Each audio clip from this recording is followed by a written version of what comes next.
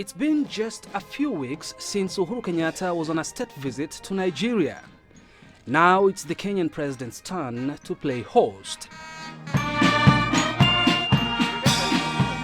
And there was plenty of pomp and ceremony to welcome the Nigerian leader.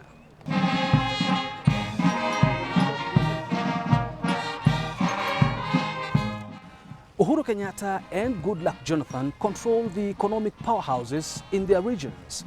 This being the first visit in 26 years by a sitting Nigerian president, this is seen as the perfect moment for the two countries to increase their cooperation, especially in areas such as trade and tourism.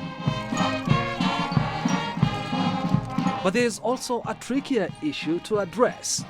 Kenyatta has vowed to deport foreign drug traffickers, and many Nigerians are being caught in the net, and that's been causing friction.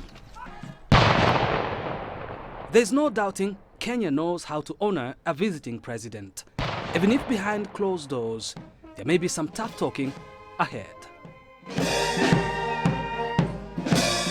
Kofa Mrenje, CCTV, Nairobi, Kenya.